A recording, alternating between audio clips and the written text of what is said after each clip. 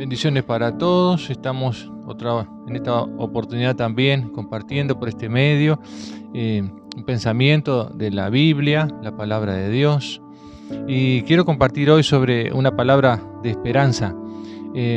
Estamos viviendo, nada nuevo lo que estoy diciendo, pero viviendo en tiempos complicados, difíciles, diferentes, que por lo menos nosotros no estábamos acostumbrados a ver algo semejante a lo que está ocurriendo ya hace un año y algo. Y bueno, pero de todas formas en otras oportunidades, en otros tiempos, en otros contextos, en otros lugares, han sucedido cosas difíciles también. Y la Biblia nos narra de una época del pueblo de Israel, en el tiempo de los reyes, que sucedieron cosas bastante complicadas, y yo simplemente quería en esta oportunidad sacar un par de ejemplos que de pronto podemos aplicarlo para nuestras vidas, para nuestro tiempo, para lo que podemos estar viviendo. Y quizás muchos podemos estar necesitando una palabra de esperanza en medio de la circunstancia difícil que vivimos. Es bueno saber que la Biblia tiene palabras de esperanza para nosotros. En Primera de Reyes, en el capítulo 18, quiero mirar solamente dos versículos, pero Primera Reyes decía 18, versículo 21, y se volvió, dice la palabra de Dios que, y acercándose Elías a todo el pueblo, dijo, y allí les hace una pregunta en la cual está involucrada un desafío también. Dice, ¿hasta cuándo claudicarán ustedes entre dos pensamientos? Dice, si Jehová es Dios, seguidle, y si Baal, o sea, un Dios falso al que ellos estaban sirviendo en esos tiempos, entonces, bueno, si ustedes consideran que ese Baal es el Dios que los puede ayudar, entonces dice, sigan en pos de él. Y el pueblo, dice, no respondió palabra. Un poquito más adelante, el versículo 30 dice, entonces dijo Elías a todo el pueblo, acérquense a mí, y todo el pueblo se le acercó, y él arregló el altar de Jehová que estaba arruinado. En ese momento, en esa circunstancia, en ese tiempo, había un rey que dice la Biblia que era el que hizo más mal que todos. Se llamaba Acab. La esposa se llamaba Jezabel. Y dice que ambos eran muy malvados delante de Dios e hicieron cosas terribles. Entonces, bueno, diríamos nosotros, acá como nos dice la Biblia, el pueblo de alguna manera seguía un poco el ejemplo de sus líderes, ¿no? Y entonces eso condujo a situaciones muy tristes y muy lamentables. Nos puede pasar eso también en nuestro tiempo, que de repente aquellas personas que deberían ser para nosotros un referente, de pronto no lo son. Y podemos sentirnos tentados a seguir el mal ejemplo. Decimos, si fulano de tal, que es líder, que está en una posición supuestamente encumbrada o como fuere, de influencia sobre los demás, hace tal cosa, entonces yo también. Pero no debería ser la postura correcta, porque la Biblia dice que cada uno de nosotros vamos a dar cuenta delante de Dios por lo que hayamos hecho. O sea, nunca vamos a dar cuenta a nosotros por nuestros líderes o ninguna persona por alguien más, sino que es personal el asunto. Pero bueno, en primer lugar, esta situación de buscar a dioses falsos y demás, eso condujo a una decadencia espiritual impresionante en la nación de Israel en aquel tiempo. Porque ellos, en realidad, como mencionamos recién, dejaron a Dios, dejaron al único Dios verdadero, e intentaban ampararse en dioses falsos, ¿no? Que pensando que podían de alguna forma ayudarles. El pueblo de Israel en ese tiempo taparon sus oídos espirituales, no querían oír la palabra de Dios. También endurecieron sus corazones, o sea, dejaron de ser sensibles al trato de Dios con ellos. Entonces todo eso los condujo a una decadencia espiritual tal que era impresionante en ese tiempo. El libro de Jeremías, en el capítulo 2 y versículo 13, dice, como que tal vez resumiendo esto que pasaba en ese momento, dice, dos males hizo mi pueblo. Me dejaron a mí, dice, y se compara a Dios, dice, me dejaron a mí fuente de agua viva, dice, y cavaron para sí cisternas, o sea, un recipiente, un pozo, pero dice, cisternas rotas que no retienen agua. Entonces, esos dos males había hecho el pueblo de Israel. Habían dejado a Dios y por otro lado habían intentado refugiarse en alguien más que no era un Dios y que nada podía hacer por ellos. Entonces, qué bueno que nosotros podamos un poquito meditar también en nuestros días. Preguntarnos, ¿qué lugar ocupa Dios en mi corazón, en mi vida? En el orden de prioridades que puedo tener, ¿dónde está Dios? Lamentablemente muchas veces le hemos dado la espalda a Dios, muchas veces lo hemos dejado de lado y hemos intentado suplir esa obra que solo Dios puede hacer con algo más o con alguien más. Entonces, que podamos meditar en eso. ¿No será que nos puede estar pasando lo mismo que al pueblo de Israel, que hemos abandonado a Dios, que hemos dejado a Dios de lado y en el orden de prioridades que decíamos, de pronto Dios está por allá lo último, solamente para echar mano de Él cuando tengo el agua al cuello, como se dice? Que podamos meditar, querido hermano, querido amigo que estás de pronto mirando el programa, ¿dónde está Dios en mi vida? ¿En qué lugar lo tengo? Y si lo tengo por allá, que pueda ponerlo en el principal lugar, en el trono de mi corazón. Eso puede hacer la diferencia en este tiempo de decadencia espiritual en el cual nosotros también estamos viviendo. Número 2, eso trajo consecuencias. Esa decadencia espiritual, eso de haberse alejado de Dios, trajo consecuencias. Dice el versículo 2 que el hambre era grave en Samaria en aquel tiempo. Entonces, dice que había venido una sequía, literalmente, o sea, no llovía. Hoy estamos grabando esto hoy sábado 20 y hay tormenta, pero estamos esperando lluvia. Hay una gran escasez, un gran déficit hídrico, como se le llama en estos días, en esta zona del país por lo menos, que es muy grave. Y no sé realmente cuánto hace que no llueve bien, pero creo que hace meses, varios meses. Pero en este tiempo, en el relato bíblico que estamos, hacía 3 años que no llovía. Literalmente no caía agua del cielo por 3 años. Entonces, bueno, no podemos ni imaginar la situación que sería, aunque leyendo todos estos pasajes, que yo no lo hago por razones de tiempo, pero cuenta algunos detalles, que ya la situación era muy grave. La gente andaba sin rumbo, la gente no sabía a quién acudir. Había gente indecisa, como el texto que mirábamos recién, ¿no? Porque estaban en su idolatría, buscando a dioses falsos que pudieran ayudarle en esa circunstancia. Y bueno, la idolatría, uno dice, quizás alguien piensa, bueno, yo no estoy adorando un ídolo, yo no tengo una estatua en mi casa que le estoy pidiendo, pero no solo esos son ídolos. Cualquier cosa en nuestra vida que ocupe el lugar de Dios se convierte en idolatría, se convierte en un ídolo. Eso puede ser mi propio ego, mi propio orgullo, que no me permite humillarme delante de Dios, que no me permite, como decíamos hace un momento, tener mis oídos espirituales abiertos y tener mi corazón dócil para lo que Dios quiere hacer en mi vida. Capaz que Dios quiere decirnos algo con las cosas que están pasando y de repente nosotros no escuchamos o no entendemos, o nos enojamos o nos endurecemos o tapamos nuestros oídos y no queremos oír a Dios. Nuestro ego, nuestro orgullo a veces puede ser un ídolo, puede ser el dinero, puede ser tantas cosas que no necesariamente sean una estatua ante la cual nos arrodillemos para pedirle. Que revisemos nuestra vida, como decíamos, ¿verdad? Y el único Dios verdadero, el creador de todas las cosas, lo habían dejado de lado. Entonces estaban sufriendo esas consecuencias, estaban pasándola muy mal realmente, como consecuencia de la decadencia espiritual que tenían por haber abandonado a Dios. Pero quiero terminar esto breve diciendo que había una forma, hubo una palabra de restauración en esa situación tan límite y tan difícil que estaba viviendo, que el profeta llamado Elías era la persona que Dios estaba utilizando en esas circunstancias, en ese tiempo y con esas personas. Y nos dice la Biblia que había un remanente fiel. Dice que había gente que todavía estaba siendo fiel a Dios.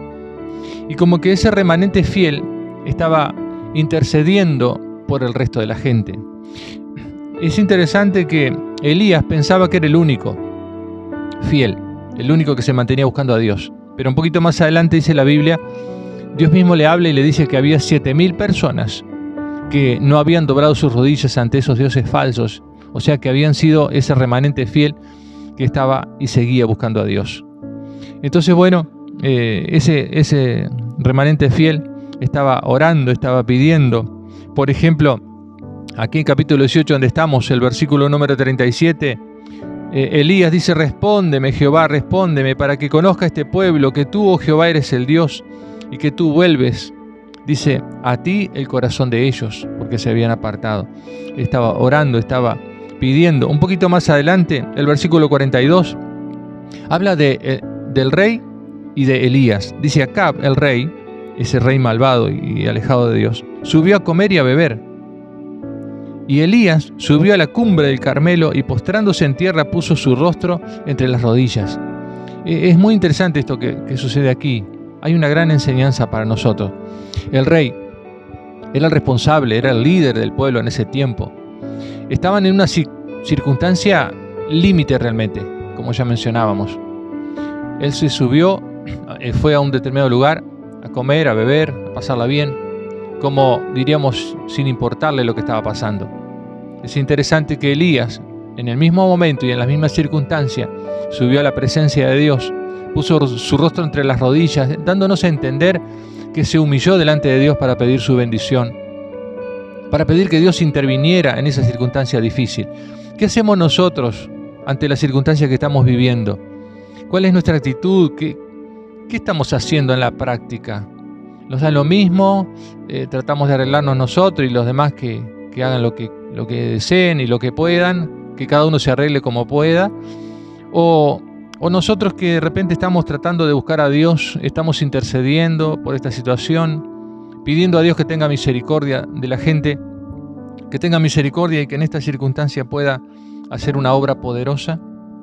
En este pasaje, en el versículo 38, hubo una demostración de poder de Dios impresionante. Entonces cayó fuego de Jehová y consumió el holocausto, la leña, las piedras, el polvo, y aún lamió el agua que estaba en la zanja. Hubo un milagro, hubo una intervención divina, hubo algo espectacular y maravilloso y poderoso que Dios hizo en esa circunstancia. Dios está dispuesto a obrar, porque dice la Biblia que Él es el mismo en todos los tiempos. Entonces, si nosotros como remanente, como personas que estamos buscando a Dios, seguimos clamando, pidiendo e intercediendo por la necesidad que existe, Dios ha de demostrar también su poder de alguna manera. Entonces, bueno, también vino de parte de Elías, de ese hombre que estaba buscando a Dios. Él tuvo la percepción de que una bendición grande venía para ese tiempo y para salir de esa situación. Dice: una gran lluvia se oye, dice así este texto. Una gran lluvia se oye, o sea, en realidad, por lo que nos dicen otros versículos alrededor, todavía no había ni siquiera tormenta, no había nada. Pero él percibía en su espíritu, porque estaba buscando a Dios, percibía que Dios iba a intervenir de alguna forma y todo eso se iba a revertir. Entonces dice la Biblia que él estaba orando, buscando a Dios y no veía nada, y mandaba a alguien que estaba como ayudante para que subiera y mirara a ver si veía algún indicio de tormenta, algo que pudiese demostrar que estaba realmente por venir una lluvia en medio de esa necesidad. Y dice que este muchacho subía y miraba y no había nada, y subió varias veces. En un determinado momento dice que vio una pequeña nube, la comparaba con la palma de la mano de un hombre. Entonces para Elías esa señal fue suficiente y dice: bueno, vamos a prepararnos porque viene realmente una gran lluvia. Entonces, bueno, a cada hermano, a cada persona que conoce a Dios, a cada persona que es fiel a Dios, yo le animo a seguir buscando, a seguir intercediendo, a seguir pidiendo a Dios, a seguir poniendo nuestras vidas en las manos de Dios para que Él intervenga en esta circunstancia difícil que estamos viviendo, para que Dios haga algo, para que Dios mueva su mano de poder y que mucha gente pueda volverse a Dios. Para terminar, simplemente quería decir que, bueno, por un lado puede haber un remanente, gente fiel que sigue buscando a Dios, aunque la situación es difícil, aunque no podemos tener cultos presenciales. Escuchaba a un predicador hace poco y decía: estamos en tiempos en que necesitamos comer solos. Cuando ponía como ejemplo un bebé, uno le ayuda, le lleva la cucharita, le hace el avioncito, en fin. Pero cuando es más grande ya tiene que alimentarse solo. Y nosotros ahora no podemos tener cultos presenciales, no hay nadie que puede estar poniendo las manos encima para orar por nosotros y dándonos palabras de aliento permanentemente. Es tiempo de comer solos, es tiempo de alimentarnos de la palabra de Dios, es tiempo de buscar a Dios en nuestras casas, es tiempo de mantener nuestra inquietud espiritual y como remanente de Dios seguir buscando su presencia permanentemente. Es indispensable esto.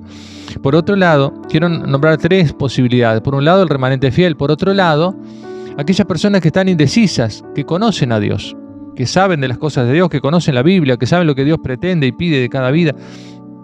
Pero como el pueblo de Israel en ese tiempo estaba indeciso, no sabían, busco a Dios, me voy al mundo, trato de alimentar mi vida espiritual o me quedo en la cómoda, indecisión. Y en ese estado de indecisión no se puede permanecer mucho tiempo. Simplemente desde aquí queremos animarte para que si esa es tu condición, si estás indeciso y no sabes qué hacer, o sea, sabes qué hacer pero de repente no querés, buscar a Dios es la alternativa correcta. Te animamos para que te decidas firmemente por buscar a Dios. Y también en tercer lugar pueden estar aquellos que nunca han conocido a Dios, que nunca han tenido una experiencia con Dios, que de repente siempre vivieron de espaldas a Dios. Y bueno, quizás todo esto también es un llamado de alerta y también es una palabra de esperanza.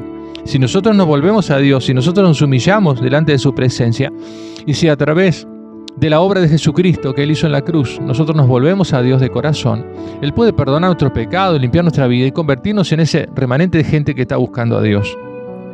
Simplemente para terminar, deseaba compartir un texto que está en el libro de Josué, donde también era un líder del pueblo, pero él había tomado una determinación. Entonces quizás esto puede desafiarnos, que nosotros también tomemos, si no lo hemos hecho, esta determinación de nosotros ser fieles a Dios. Dice, ahora teman a Dios, sírvanle con integridad y en verdad. Josué, capítulo 24, versículo 14. Dice, si van a servir a los dioses que sirvieron sus padres al otro lado del río, dice, o van a seguir al Dios verdadero. Dice, y si mal les parece servir a Dios, escojan hoy a quién van a servir. A los dioses que sirvieron a otros padres cuando estuvieran al otro lado, como decíamos, o a los dioses de los amorreos, en la tierra donde ellos estaban. Dice Josué, pero yo y mi casa serviremos a Jehová. Que esa pueda ser nuestra determinación en esta mañana. Más allá de lo que hagan los demás, yo estoy dispuesto a ser un remanente, a ser aquel que sigue buscando a Dios. Y si no lo había hecho, que hoy pueda tomar esa decisión. Que Dios les bendiga ricamente. En esta hora es nuestro deseo. Y terminamos con esta oración. Si nunca has entregado tu vida a Jesucristo, puedes hacerlo en este momento. Puedes decirle, Señor, perdona mis pecados. Escribe mi nombre en el libro de la vida. Y dame de tu gracia para serte fiel hasta el fin. En el nombre de Jesús. Amén. Dios les bendiga ricamente. Y hacemos una oración para terminar. Por cada persona que puede tener una necesidad, que puede estar pasando por alguna situación difícil. Oramos, Señor, gracias porque tú eres fiel y eres el mismo Dios de Elías que obraste en aquel tiempo y en aquella circunstancia. Ahora, Señor, pedimos tu bendición sobre tantas personas que están siendo afectadas en este tiempo, que están pasando realmente mal y necesitan una intervención divina. Dios, extiende tu mano de bendición sobre cada vida y cada familia. Te lo pedimos en el nombre de Jesús. Y te damos muchas gracias. Amén. Dios les bendiga ricamente. Nos volveremos a encontrar en la próxima. Hemos sabido de parte de las autoridades que seguramente para Semana Santa podremos tener algunas actividades presenciales, con los cuidados correspondientes, pero ya estaremos avisando de esto. Así que Dios les bendiga. Seguimos adelante en el nombre del Señor porque siempre hay una palabra de esperanza.